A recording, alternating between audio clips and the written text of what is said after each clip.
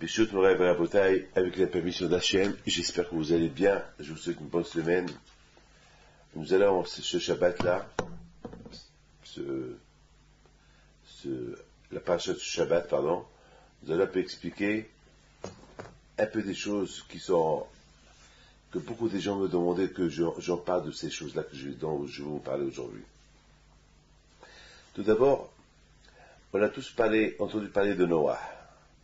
La Torah nous parle de Noah. Noah ish tzadik haya bedorotav. Noah était un grand tzadik dans sa génération.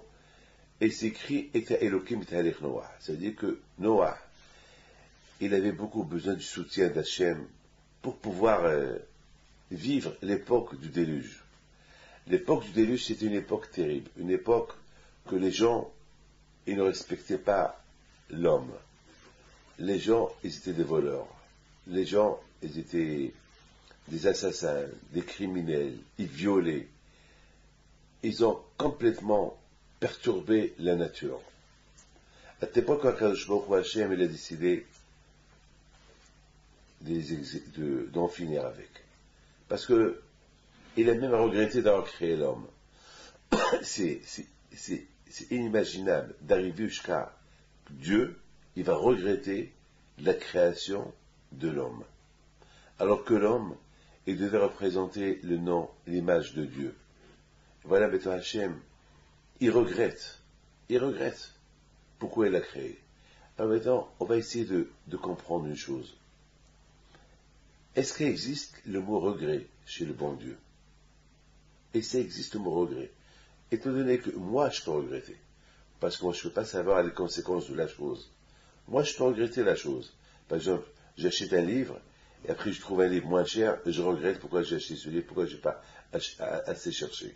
Chez un être humain, ça peut exister le mot regret. Mais chez Hachem, et ça existe le mot regret. Regretter. Alors, il faut savoir une chose, que le mot regret chez Hachem, il arrive uniquement au dernier moment. Il ne voit pas le mot regret à l'avance. Parce que si Hachem il voit le mot regret à l'avance, alors il n'est pas miséricorde. Akadosh Baruch Hu, pourquoi Akadosh Baruch Hu l'appelle miséricorde? Hachem on l'appelle miséricorde parce que il sait ce qu'on va faire et il ne fait rien. Il sait ce qu'on va faire et il ne fait rien. Parce que si Hachem il commence à faire quelque chose parce qu'il sait ce qu'on va faire, alors il ne va pas être appelé miséricorde. Eh bien justement, la miséricorde de Akadosh Baruch Hu, c'est que il sait ce qu'on va faire et il ne fait rien. Maintenant, par exemple, on voit par exemple beaucoup de fois à Kippour. À Kippour, on fait des Teshuvah. À Kippour, on jeûne. Et à Kippour, on est là, on fait Ta'anit. Et on jeûne. Mais il faut savoir qu'à Kippour, entre nous, on sait ce qu'on va faire. On sait que après Kippour, on va faire des bêtises. Et malgré tout,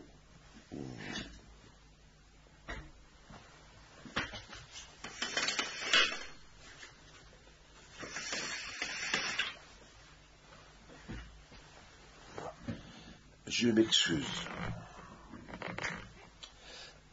Et après tout, on voit que Akadosh Baruch Hu nous pardonne. Et pourtant, Akadosh Baruch Hu, il sait qu'on n'est pas bien. Il sait qu'on ne va pas être bien.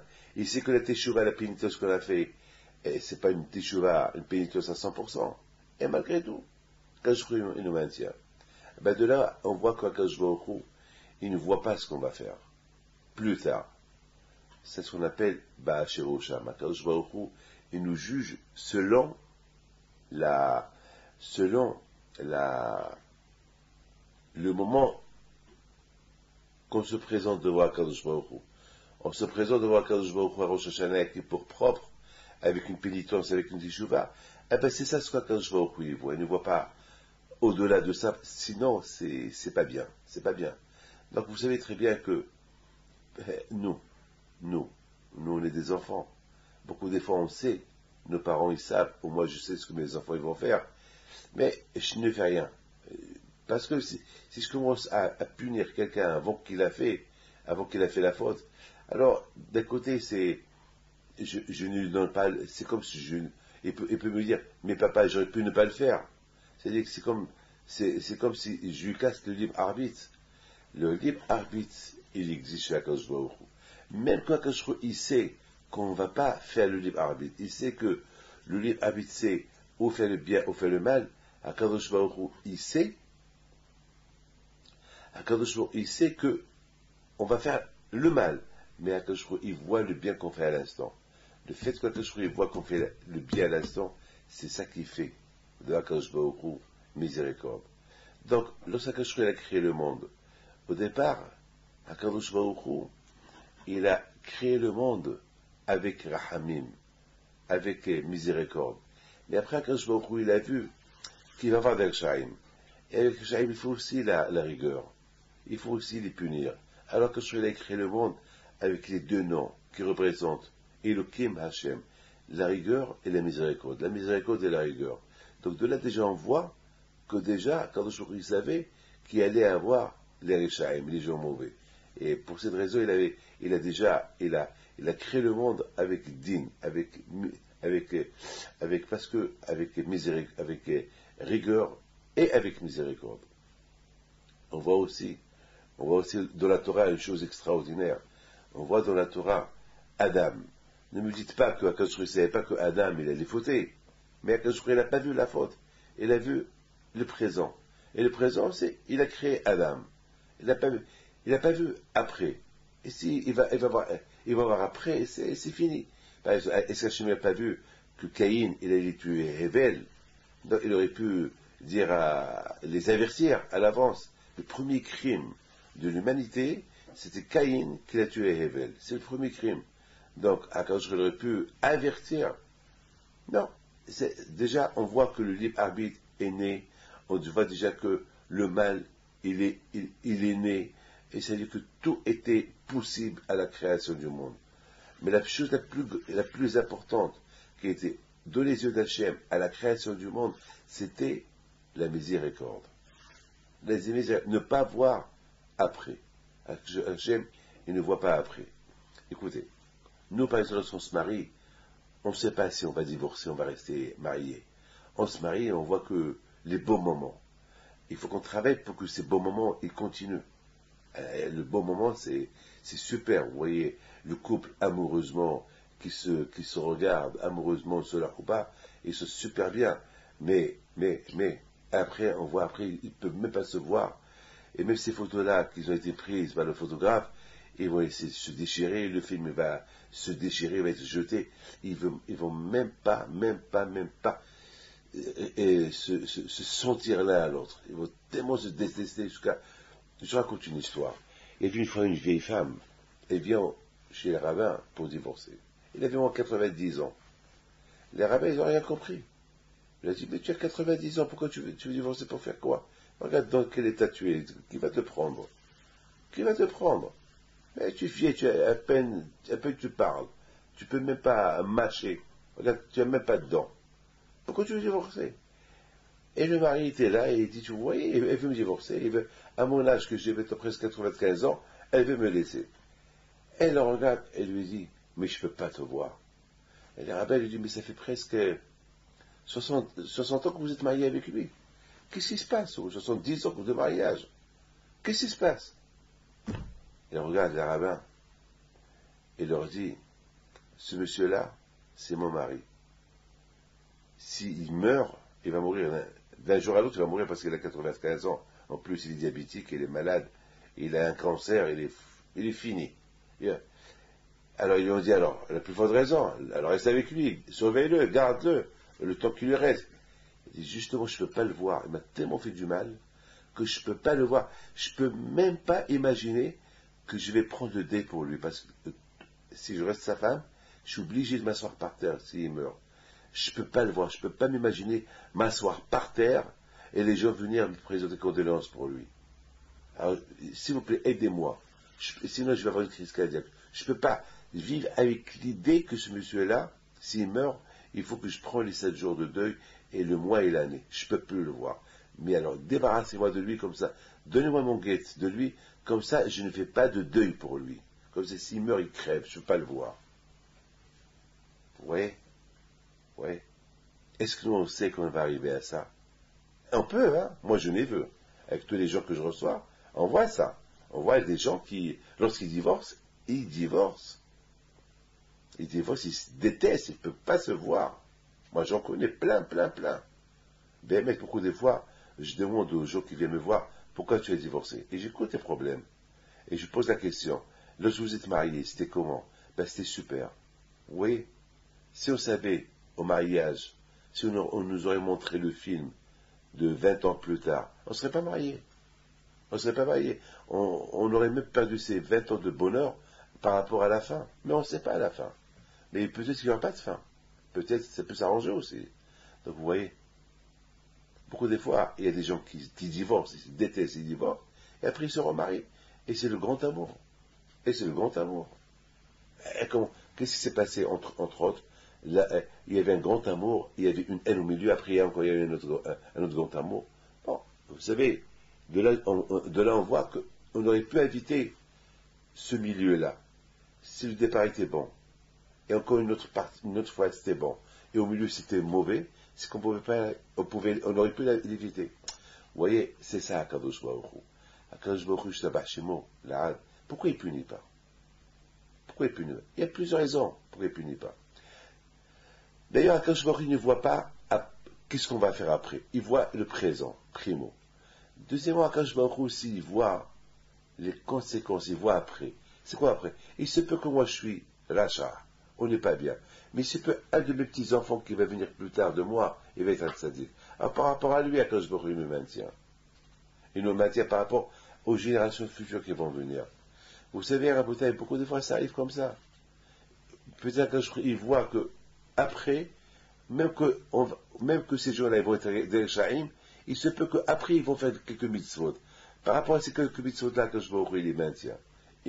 Alors, voilà la miséricorde. Voilà jusqu'à où la miséricorde de Akadosh Baruch Hu va. La miséricorde de Akadosh Baruch Hu, elle est illimitée. Elle peut aller jusqu'à 1000 ans plus tard. Parce que je crois qu'il voit ce monsieur-là, il voit dans 1000 ans, 2000 ans, 3000 ans, il y a un tzaddik qui va sortir de lui, ou bien il va y avoir un monsieur qui va être un bon monsieur qui va sortir de lui, eh ben, il le fait naître. Par rapport à lui, il le fait naître. Vous voyez, à Boutaï, il faut savoir une chose, que Akadosh Baruch Hu, si il est miséricorde, c'est qu'il a une raison pourquoi il est miséricorde. Il ne dit pas miséricorde parce que il veut, parce que il est obligé d'être miséricorde. C'est pas ça que je dis, il a ses propres calculs que nous, on n'a pas. On n'a aucune notion. Akadosh Baruch Hu, c'est le cerveau de Akadosh Baruch Hu, la marchava, la pensée de l'éternel, elle est incalculable, elle est inimaginable. Notre cerveau à nous, nos calculs à nous, ils sont tellement limités. Ils sont autant qu'on peut être intelligent, on n'est que limité par rapport à l'intelligence de Akadosh Baruch Hu. Regardez avec le corps humain, comment Hachem l'a créé. Regardez ce beau monde-là. Et c'est amazing, c'est fascinant, ce monde qu'Akadosh Baruch Hu a créé. C'est inimaginable. Quel beau monde, quel calcul. Parfois je vois des architectes qui font des calculs avec la règle, des calculs, encore il efface, il ajoute. Et Akadosh Baruch Hu, pour construire une maison, ou un immeuble, ou un gratte-ciel, des calculs, des livres, et des centaines de livres. Allez-y à la mairie pour voir tous les dossiers de toute la ville de Paris. C'est des milliards de dossiers, des milliards de dossiers. Ils sont stockés à gauche et à droite. Imaginez-vous tout ce monde-là, le monde entier. Comment le bon Dieu l'a créé en 6 jours. Quel beau monde. Imaginez-vous, rien n'est écrit, il n'y a pas de calcul, il n'y a pas. C'est lui l'architecte, c'est lui tout. C'est lui le penseur, c'est lui le dessinateur, c'est lui tout, c'est inimaginable. Regardez avec le corps humain, avec le cerveau. Le cerveau, même si on prend pendant des milliards d'années pour comprendre le cerveau, on n'arriverait pas à comprendre le cerveau. Chaque année, on découvre la médecine, elle découvre le cerveau, elle découvre qu'est-ce qu'il y a dans le cerveau. C'est inimaginable. C'est comment Hachem a créé l'homme. La pensée de Hachem, elle est incalculable. Maintenant, on comprend très bien. Vous savez qu'est-ce que j'ai lu dans le Midrash? Le Midrash dit, lorsque Hachem, il a créé Behi Bari'am. C'est quoi Behi Bari'am? Behi Bari'am, lorsque Hakadosh Baruch Hu, il a créé le ciel et la terre. Behi Bariam. Et le Haram, il dit, c'est quoi Behi Bariam? Behi Abraham. C'est quand il a créé le ciel et la terre, le monde entier, grâce à notre patriarche Abraham Avinu, notre père Abraham Avinu, le père de l'humanité, Abraham Avinu, était témoin de tzaddik, quand je lui ai dit, ben, ça vaut la peine que je crée un monde que pour lui. C'est-à-dire quand je vois il a créé c'est-à-dire Hachem sachant qu'il allait avoir des milliards de personnes mauvaises qui vont l'énerver, qui vont faire du mal et tout, et à qu'un jour il a dit, c'est pas grave, par rapport à celui-là qui va sortir d'eux, et qui va être un tzaddik, alors je vais créer le monde. Mais de l'autre côté, c'est écrit, Yaakov Achil Pada et Abraham, que le monde a été créé grâce à Yaakov. Que s'il n'y avait pas Yaakov, il n'y aurait pas Abraham. C'est que Yaakov Abino, le troisième patriarche, il est né grâce à Abraham Abino. Non, pardon. Que Abraham Abino, il est né grâce à Yaakov Abino. Alors, écoutez bien. D'un côté, on voit que Hachem, il a créé le monde grâce à Abraham. S'il n'y avait pas Abraham, Hachem n'aurait pas créé le monde. Et de l'autre côté, qu'est-ce qu'on voit? Que la naissance d'Abraham était grâce à Yaakov, son petit-fils. S'il n'y aurait pas eu Yaakov, eh ben, il n'y aurait pas Abraham. Alors, comment on peut comprendre ça? D'un côté, on nous dit, Abraham, c'est grâce à lui que le monde a été créé, et de l'autre côté, on voit que Abraham lui-même, c'est grâce à Yaakov qu'il est né. Donc, ça veut dire que le monde entier, c'était grâce à Yaakov. Alors, pourquoi on ne nous dit pas carrément que grâce à Yaakov, le monde a été créé? Parce que d'un côté, on voit Abraham, et on voit Yaakov dans la photo. Dans la photo, on voit Abraham et Yaakov.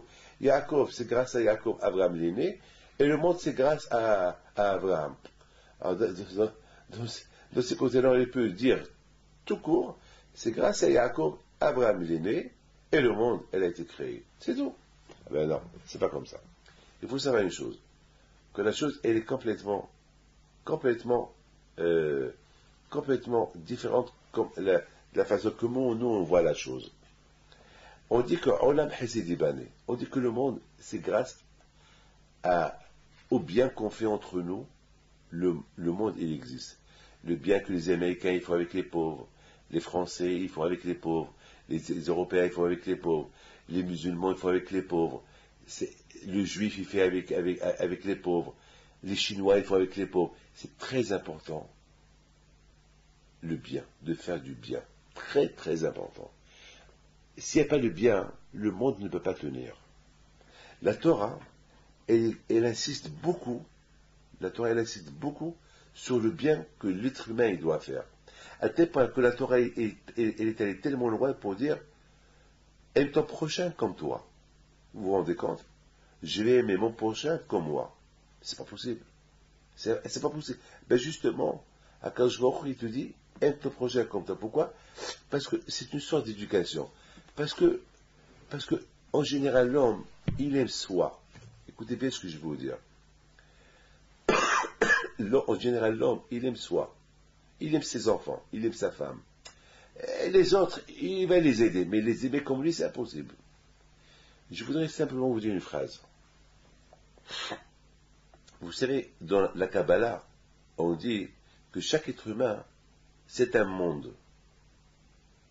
C'est-à-dire que chaque être humain, il doit dire, pour moi, le monde a été créé. Je répète, chaque être humain, moi, toi, dès que tu te lèves le matin, tu te lèves, tu ouvres tes yeux, et tu vois que tu es vivant, tu dois avoir une sensation que tout ce monde-là, il est à toi. Il est à toi. Tu es le propriétaire du monde. Et le monde a été créé pour toi. N'oubliez pas que Adam, Arishon, il était seul, hein. Donc ça veut dire que de là, déjà, on prend l'idée que le monde a été créé pour Adam. Il n'y avait que Adam. Et après, il y avait Hava. Et après, il y avait l'humanité. Donc de là, on apprend l'idée que chacun, il doit avoir une sensation que le monde a été créé pour lui.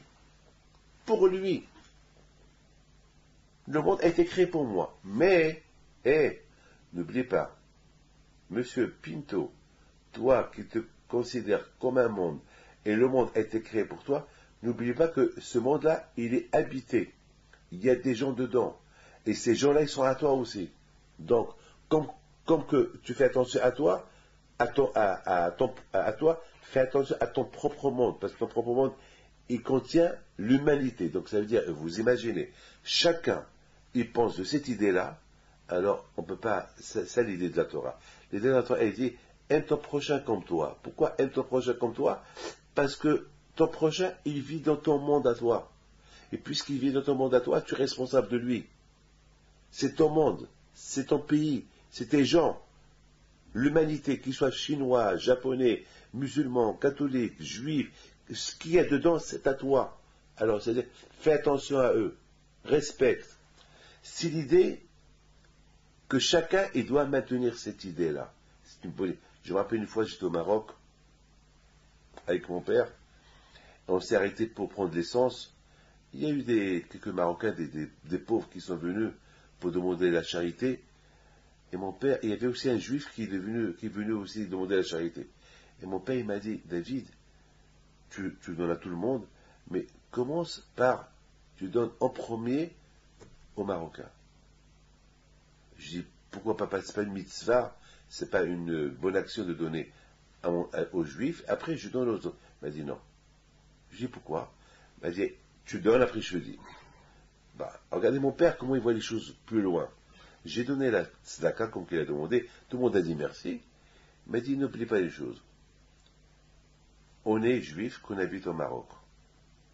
Déjà, par rapport à l'hospitalité qu'on nous a accueillis au Maroc, lorsqu'on a été jeté de l'Espagne, donc par rapport à ça déjà, il faut l'accueil marocain, il faut donner.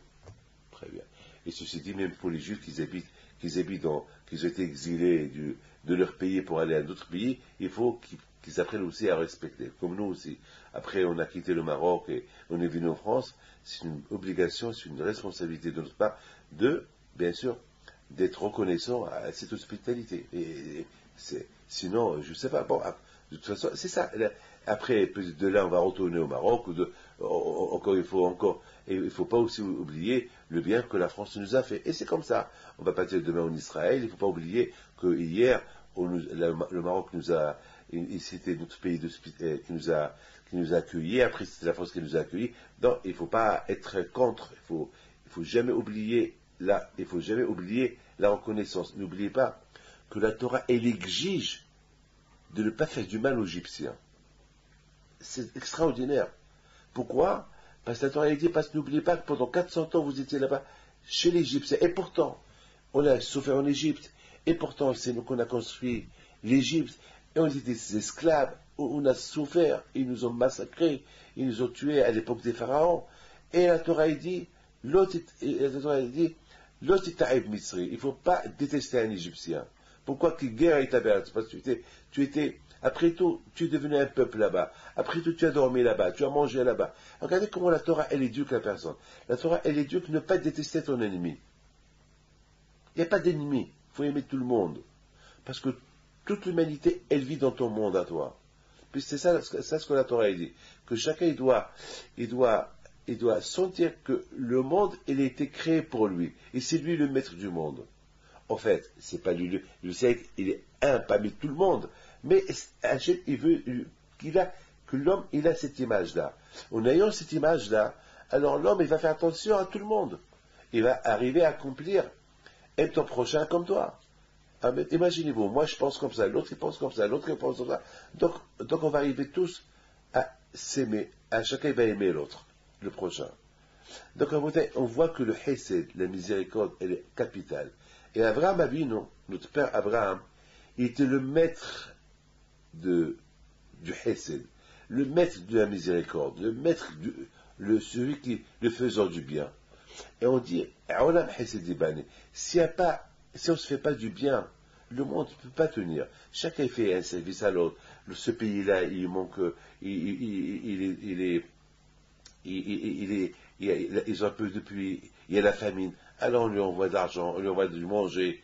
Ici, il y a un tsunami, il faut aller les secourir. Et c'est du hesed.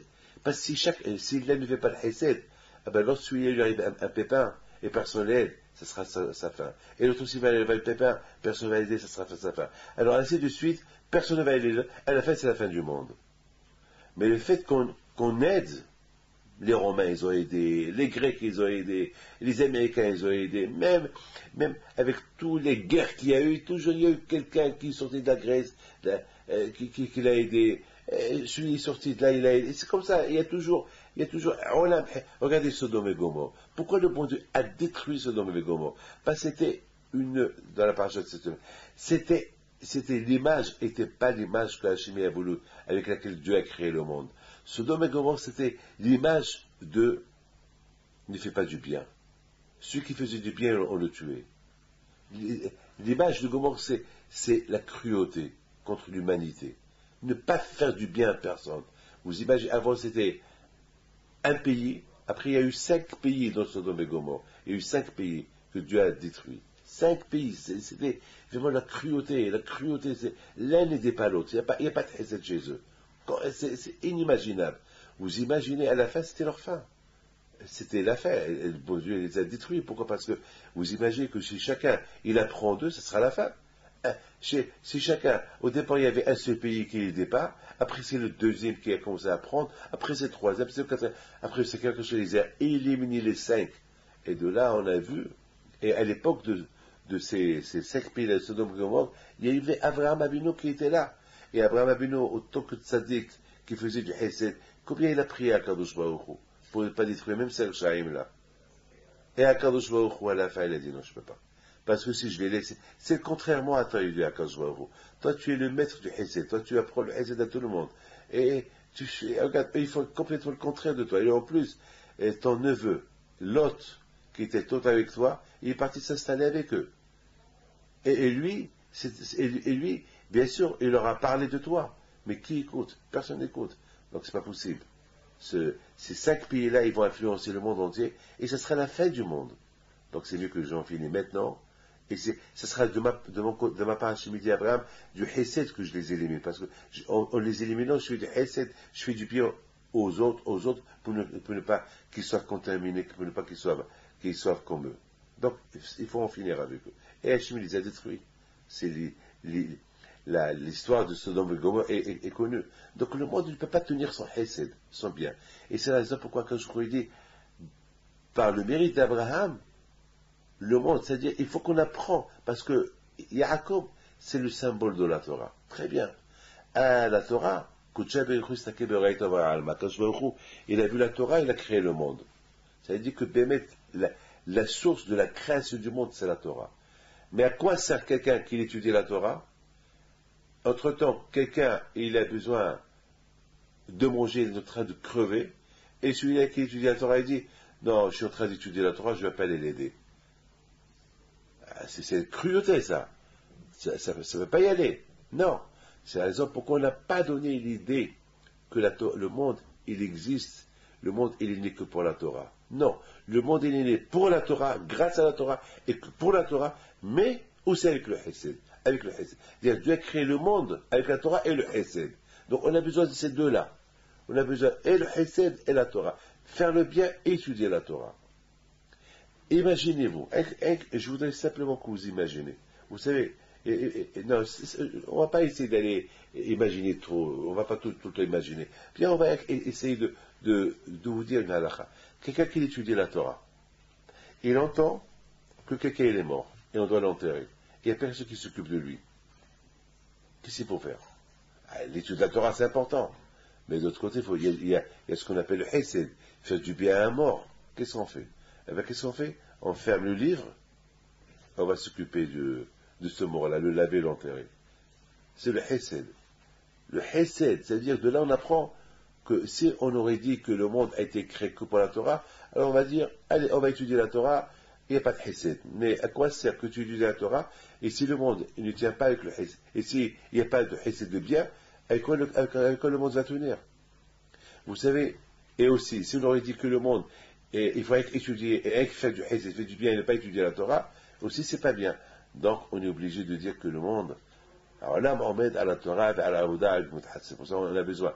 Et de Abraham Avinu, que grâce à lui le monde a été créé, et le monde, et Abraham c'est le symbole du hesed, et lorsqu'il y a le hesed, même s'il n'y a pas beaucoup de Torah, il y a rien qu'un peu de Torah, mais le hesed, il est valable pour les juifs, pour les non-juifs, pour tout le monde. Faire du bien à gauche et à droite, c'est important le bien, faire du bien. Et bien sûr, le monde tient grâce à la Torah. Ça veut dire, on peut dire que la source de la création du monde, c'est avec la Torah. La source de la création du monde, c'est grâce à la Torah. Mais les conséquences de la création, il faut les hesed. Par exemple, on veut construire une maison. On a besoin des fondations. S'il n'y a pas les fondations, tout ce que tu peux construire, ça peut tomber. Les fondations, et après tu peux construire. Rabotai, les fondations de la création du monde, c'est la Torah. C'est ça. De plus que les fondations sont bonnes, le bâtiment, la construction, elle est solide. Olam Hesed Ibane. Tout d'abord la Torah. Après tu peux construire sur la Torah. Mais s'il n'y a pas la fondation qui s'appelle Torah, tout ce que tu peux construire, ça tombe à l'eau. Il faut les deux à la fois. Il faut une bonne fondation, après il faut une bonne construction. Yaakov Avinu Alav Hashem, c'est la fondation, c'est le symbole de la Torah. C'est Yaakov Avinu Alav Hashem. Grâce à cette fondation, à la de Yaakov, Abraham il est né. Mais Abraham Avinu, il avait aussi besoin d'autre chose. Le Hesed, du bon Hesed. Maintenant, la bouteille, d'après ce que je suis en train de vous dire, mettons qu'on comprend, malheureusement, la génération du déluge, c'est Hachem, il a décidé de détruire le monde. C'est pas parce que le monde, il a changé. C'était plus le monde que Dieu a créé. C'était plus le monde que Dieu a créé. Le monde a créé un monde basé sur le bien, sur le Hesed, faisant du bien. Le monde a été créé pour faire les mitzvot. Et là, chacun volait à l'autre. Chacun, il violait l'autre. Il y avait Batishachet Haaretz. À tel point que le monde, il a changé sa physionomie. Le chien, il allait avec le chat. Le chat, il allait avec le chien. Les animaux, ils allaient entre eux. C'est plus la création que Dieu a créée. C'est plus. Et surtout, Batimale Aïs Hamas. Il y avait plus de bien. Alors qu'Akadosh Baruch Hu, lui, il a fermé ses yeux pour ne pas voir le mal que ces gens ils vont faire. Il a fermé ses yeux. Il les a créés. Et eux qui s'y font, par rapport à ce qu'ils font eux, ils tuent, ils volent, ils violent. C'est pas possible. C'est plus, il n'y a plus de hesed, il n'y a plus de bien, il n'y a rien. Quand je me crois, il a vu que de ces gens-là, rien ne va sortir. Rien. C'est pas pour rien que le bon Dieu les a anéantis avec le déluge. Il a vu que rien. Il y a rien qui va sortir d'eux. Le seul, c'est incroyable, hein, c'est bémet, il faut être, c'est bémet, moi-même, je n'arrive pas à croire. Quoi? Et il y avait des centaines de milliers de personnes. Sur ces 100 millions-là, il n'y avait rien qui va sortir. Au moins, il y a après 3, 4, 5 millions, il y a ça qui va sortir de lui. Mais de cela, rien n'allait sortir. C'est-à-dire que c'est une grosse responsabilité de Hakadosh Baruch Hu. Le seul que Hachem il a vu, c'était Noah. Le seul, c'était Noah. Noah, ish tzaddik haya bedorotav. C'est tout. Ça, il faut être vraiment... C'est Hachem. Il n'y a que Hachem qui pouvait voir ça. Il n'y a que Hachem qui l'a vu. Jusqu'à des centaines, des milliards d'années, de ces gens-là, rien ne va sortir. On a vu chez Moshe Rabbeinu, lorsqu'il a tué l'Égyptien, c'est écrit Vayar Kovako. C'est quoi? Il a vu à gauche et à droite. La Gemara dit, il a vu, est-ce qu'il allait sortir de lui un tzaddik? Quelqu'un qui allait être un bon monsieur. Un tzaddik de cet Égyptien-là. Parce que n'oubliez pas, il y a beaucoup d'Égyptiens qui sont convertis. Lorsque les Juifs, ils ont quitté l'Égypte, c'est écrit il y a eu beaucoup de gens, des nations d'Égyptiens qui se sont convertis, ils ont quitté l'Égypte avec les Juifs à la sortie de l'Égypte. Alors là aussi, il a vu Moshe, peut-être, il est sorti de lui un qui allait se convertir. Non, il n'a rien vu. Il a vu que tous ces Hachem, alors il a tué. Vous voyez, Hachem aussi, c'est ce qu'il a vu.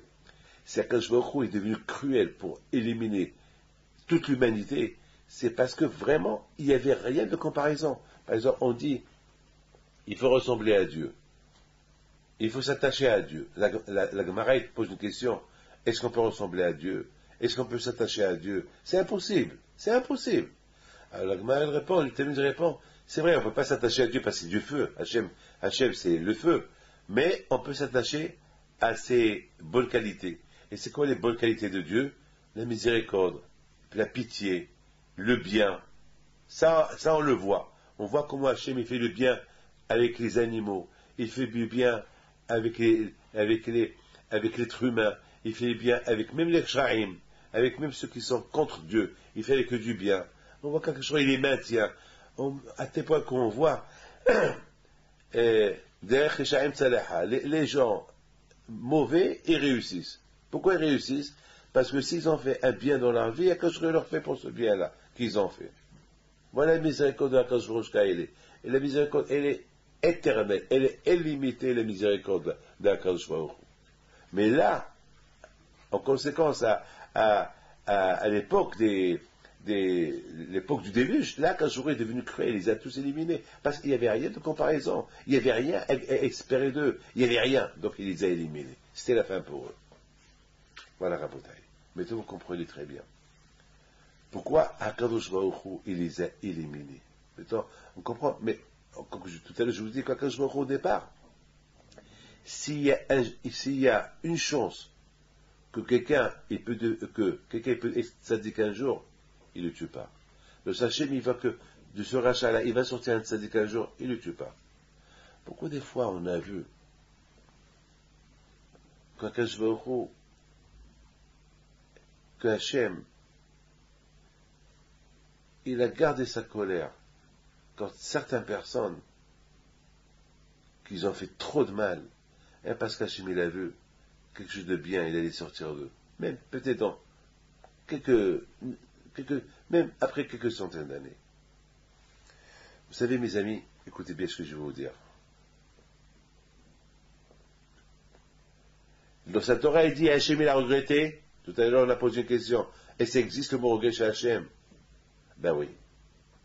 Quand je vois chez lui, ça n'existe pas le regret, parce qu'il connaît tout à Kadosh Baruch Hu. Mais à Kadosh Baruch Hu, lorsqu'il a vu ces gens-là du déluge, ce qu'ils ont fait, Kadosh Baruch Hu, quelque part, il a regretté. Il a regretté. Pour lui, c'est comme il n'a pas regretté la création du monde, il n'a pas regretté la création de l'homme. La preuve, voilà, Noah, il est là, il est tzaddik, et de Noah, il va rebâtir le monde. Mais quelque part, quand je vois, parfois, il se comporte comme tellement qu'il est bon que c'est maintenant qu'il regrette. Il n'a pas regretté avant. C'est un regret de maintenant. Un regret de maintenant. C'est-à-dire que comme si, jusqu'à maintenant, tout était bon. C'est extraordinaire. Alors que nous, lorsque quelqu'un nous fait du mal, tout de suite on regrette. Et on se venge. Alors que le bon Dieu, le regret de Hachem, c'était après 1000 ans. Après 1000 ans, on dirait qu'il se réveille et il dit, ah, j'ai regretté d'avoir créé l'homme. Voilà la différence entre Dieu et nous. Pardon, voilà. Nous, lorsqu'on fait du bien à quelqu'un et il nous fait du mal, on regrette tout de suite pour le bien qu'on lui a fait. Hachem, non. Hachem, il nous fait du bien, on lui rend du mal, et il regrette que 1000 ans plus tard. Il regrette pourquoi? Parce qu'entre-temps, il donne la chance. Voilà la différence entre nous et Akadosh Baruch Hu. Rabotai, écoutez bien.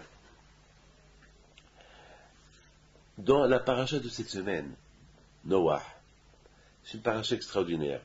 Je sais que je vous parle un peu des parachiotes, un peu, vous savez, à partir de maintenant, toujours je vais parler des parachiotes, même des anciens, toujours je vais mélanger. Mon cours de Torah sera toujours basé sur n'importe quel paracha. Donc je ne vais pas toujours parler de la paracha de la semaine. Donc aujourd'hui, je vous ai parlé un peu de la création du monde, l'homme mauvais, et par conséquent, l'homme mauvais et le bon Dieu qu'il est bon, il a vu l'homme tellement qu'il est mauvais, et lui, Hachem, il a résisté, il l'a maintenu. Bon, c'est pas grave. Maintenant, on laisse ça de côté. Maintenant, on va voir la punition. La punition, c'était avec de l'eau. Le Zohar, il dit, pourquoi la punition, elle est restée 40 jours et 40 nuits, Et le Zohar dit parce que la Torah a été donnée après 40 jours et 40 nuits. Et le but de la création du monde, c'était pour la Torah. Et ces gens-là, ils ont déformé la nature de la création du monde. Ce monde qui a été créé pour la Torah, ce monde qui a été créé pour le Hesed, ces gens-là, ils sont venus, les gens du déluge, ils ont déformé les statuts de la création du monde. Donc, Akash Baruch Hu, il était obligé de les anéantir, d'en finir avec. D'en finir, non, avec leur race, avec tout ce qu'il y a. Tout, parce qu'ils ont contaminé même les animaux.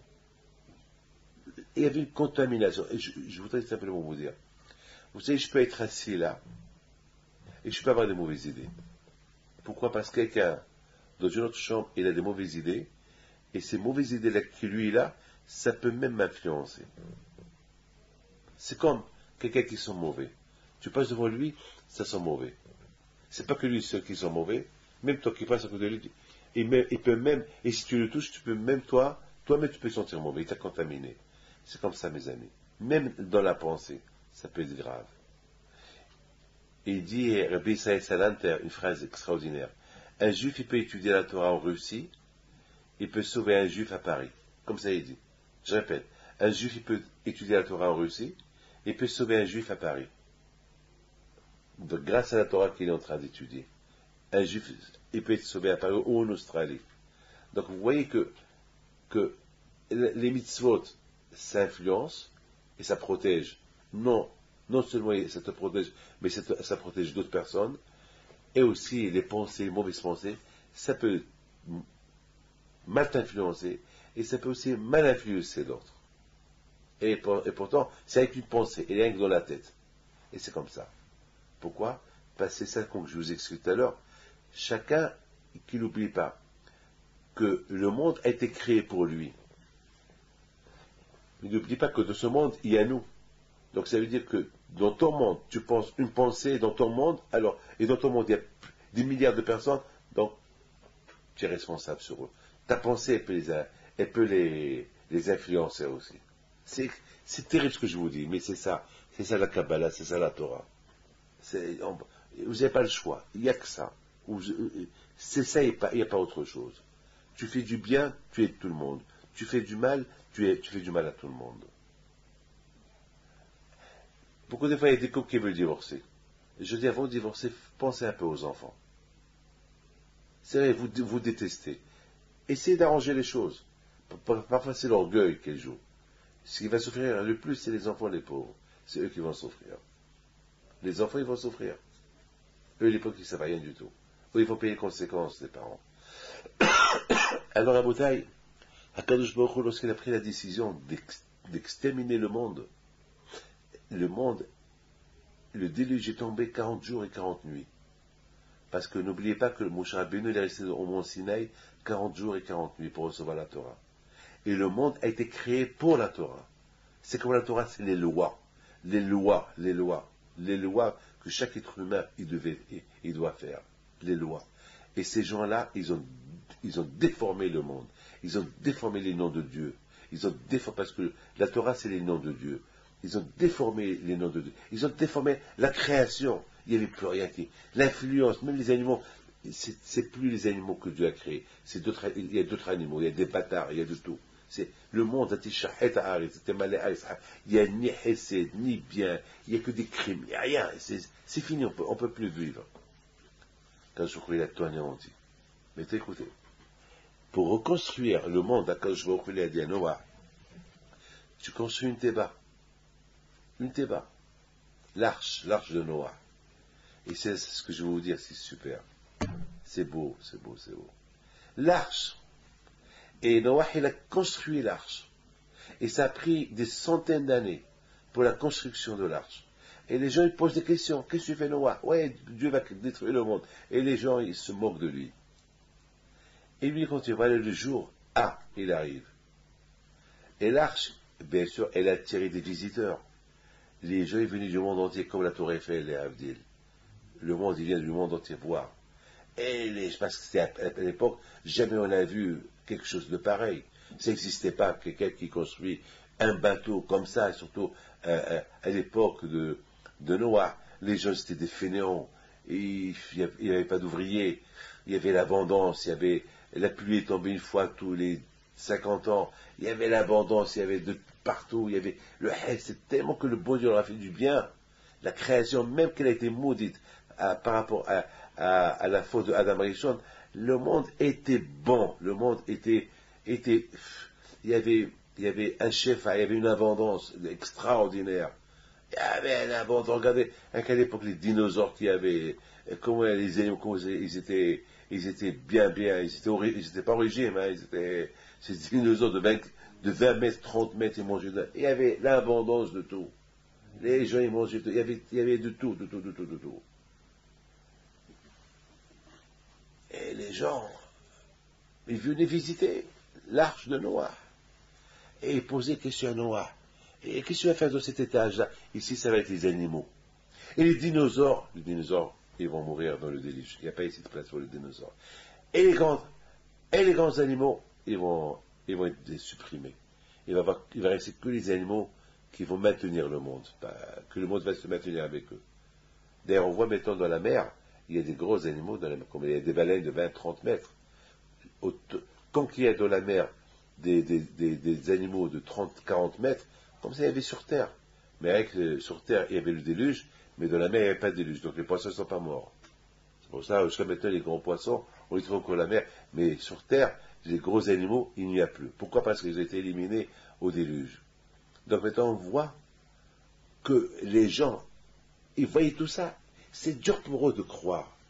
Parce que, ils ont dû faire des chemins. Ils voyaient devant eux un Noah, un vieux monsieur, un tzaddik.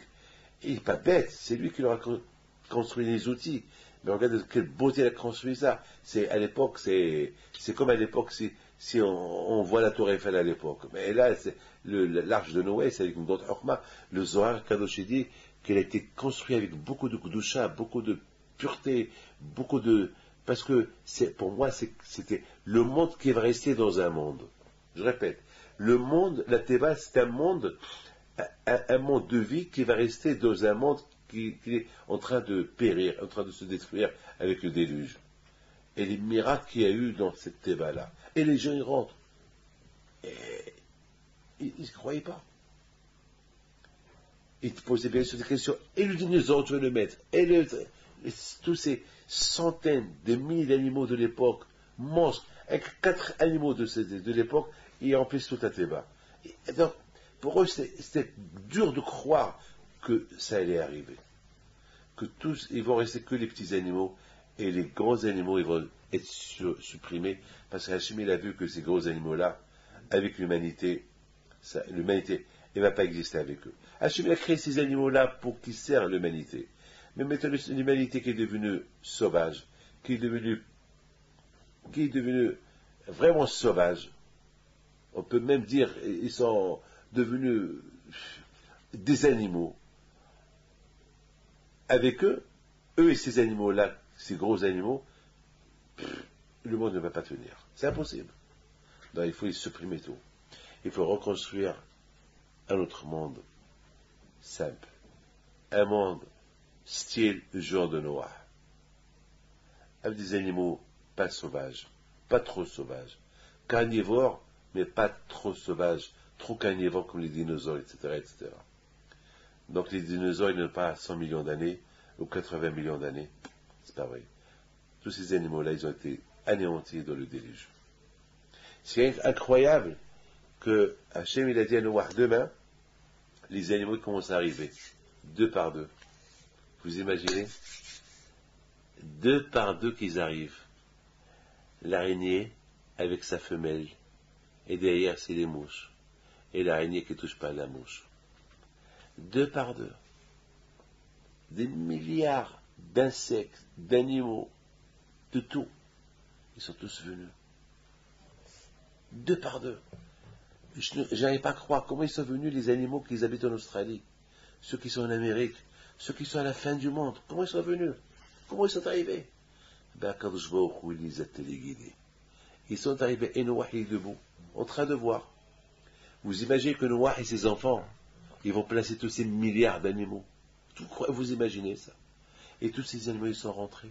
Chacun, on dirait, il connaissait sa place. Comme qu'ils ont connu la direction, comment arriver à la Théba, comme ils savaient où aller à la Théba. Donc, quel côté à la Théba, ça va être leur place. Et là-bas, ils sont restés toute l'année. Il y a des animaux qui ne vivent pas 6 mois. Eh bien, ils sont restés vivants 1 an. Vous imaginez tout ça. Il n'y avait pas de frigidaire. Noah, il a stocké le manger pour tous ces gens-là, tous ces animaux-là.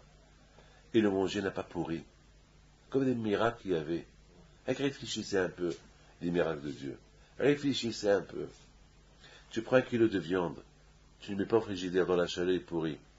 N'oubliez pas que pendant 40 jours et 40 nuits, le feu bouillant, l'eau bouillante, un déluge bouillant qui tombait sur la Théba. La Théba était hermétique. La Théba devait être détruite. Et sur la Théba, il y avait là-bas une étanchéité de goudron. Avec la chaleur, elle aurait dû fendre. La Théba aurait dû fendre. Et Akadosh Baruch Hu, il a protégé la Théba. Lorsque le déluge a commencé, les gens, les centaines de milliers de personnes, ils sont venus pour détruire la Théba. Et là, Akadosh Baruch Hu a utilisé les dinosaures. Là, Akadosh Baruch Hu a utilisé tous ces gros animaux-là. Pour une fois, ces gros animaux-là, ils vont servir à quelque chose. Ces gros animaux, Hachem les a apportés du monde entier pour protéger la Théba, pour montrer aux gens. Voilà. Vous ne méritez pas. Ce monde, il n'est pas pour vous. Vous ne faites pas partie du monde. Moi, j'ai voulu que chacun y soit le maître du monde. Que chacun il considère que le monde, il est pour lui, il a été créé pour lui. Et au même moment, être responsable sur les autres. Vous avez fait le contraire. Vous avez pensé que le monde est à vous, et il n'y a que vous dans le monde, et qu'il n'y a personne avec vous dans le monde. C'est grave de penser ça.